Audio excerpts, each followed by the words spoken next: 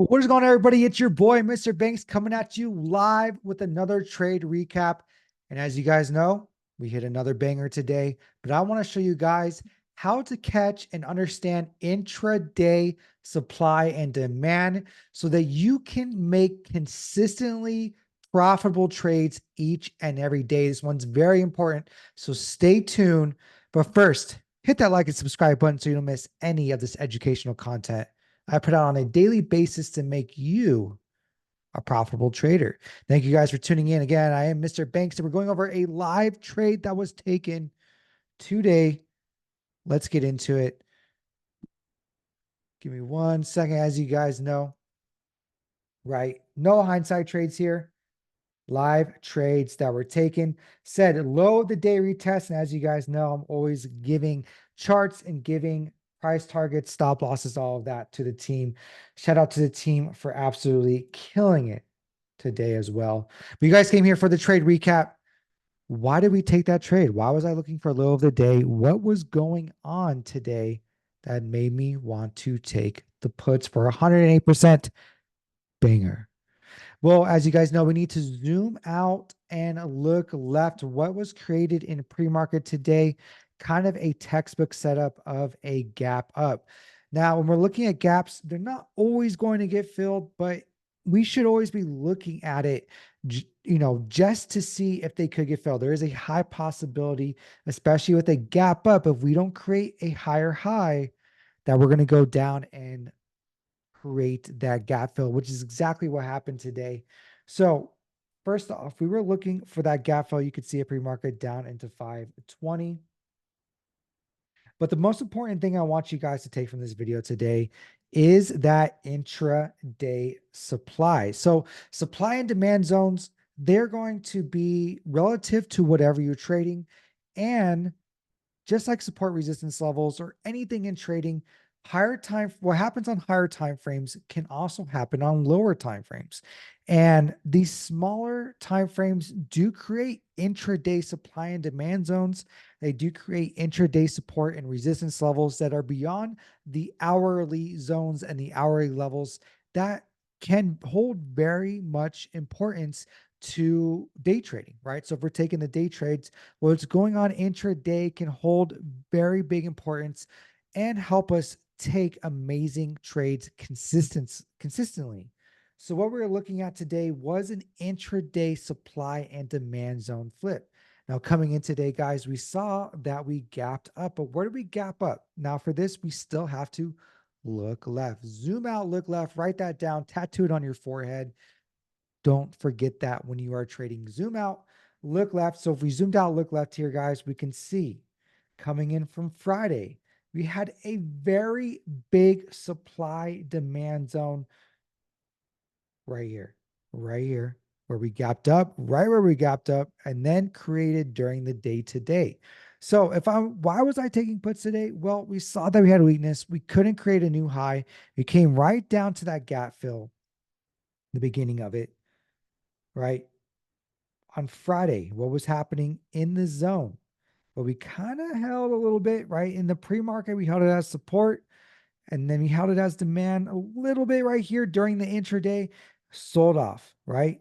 So we're looking at supply and demand. I do have a lot of videos on this on my YouTube, but very quickly, we're looking at a balance, right? There's going to be a balance between buyers and sellers and an impulse move or an imbalance move out of that zone, right? So it'd be a balance, impulse, rally-based rally, all of that good stuff. So today we were looking left, we could see impulse move, right? Straight up, impulse move, impulse move. So we could see that this was a pretty big supply demand zone. It was acting more as a supply, but then we gapped up in this pre-market, right? We gapped up here right where we needed to. And is it coincidence? I don't think so. Right into where that supply was. So now this supply zone here, supply demand zone flipped into demand earlier in the day, turned into demand again. And then we kind of balanced out and an impulse moved down. So then we pushed down through it. So now this big zone that we're watching turned back into supply. So supply and demand, guys, it can just like support and resistance, it can flip back and forth, right? It can flip back and forth. we could see that there was heavy supply from Friday. And the bounce from today, we had a 1 point move bounce, not even about, yeah, about a one, no, not even a 1 point move, less than a 1 point move bounce, showing us that this zone really wasn't very heavy in demand, right? It wasn't showing us that there was a lot of buyers here. Yes, we gapped up, but once we retested it, right, there wasn't a lot of buyers. This wasn't a strong demand. We came back to it, we bounced out, impulse moved down. And now coming back into the retest, this is where we took the puts.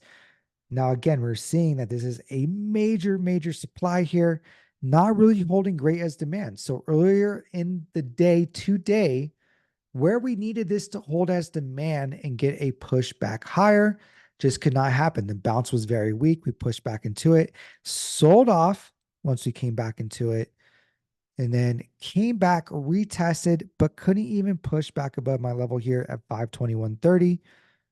Looking for another reject back into supply. So as you guys can see here, what I want you guys to get out of this is look at supply and demand, look at support resistance, zoom out, look left. We can see that this was a pretty big zone here, pretty big supply, we turned into demand. Demand was very weak here in the open. Yes, we did bounce, but didn't even put in a 1 point bounce. We came down, had a bigger move down from this level, showing us there was still a lot of supply left. And once we came back and retested, we were very, very weak. Tried to break out, couldn't do it. Had a nice little bear flag. And this is where we took puts for that 108% banger and down into where this gap fill was really our price target. Obviously, we dipped slightly below it. We're pretty much the low of after hours, like 280 here. Let me line that up for you guys. I mean, on point. Levels are levels. They do not lie. As you guys can see, we still caught a level, but this gap fill was really what we were looking for. We caught that gap fill and a nice bounce to end the day. So all this simply was for the puts was we know this was a big zone. We know that it was a supply demand zone flip. When we were holding it as demand today, very, very weak, we sold off, showing me that sellers are still very much present and controlling this level, controlling the zone. We came back and retested it. Very, very weak. Couldn't break out, couldn't create a new high. Took the puts, wrote it down, hit that gap fill, 108% banger. Guys, if you have any questions, drop them in the comment. I'll be sure to get back to you. Hopefully you join the Wolves and you begin to bank with us. We work on each buddy's account personally and help build your small account to help make you profitable in 2024. And as always, I'll leave it on this, guys. You will make it. You can make it. Keep going. Never give up. As you guys know, it took me 5 years to have my first profitable year. So keep going. It will happen. I believe in you. Believe in yourself. Again, my name is Mr. Banks. I will catch you guys next time. Love you guys. See you later.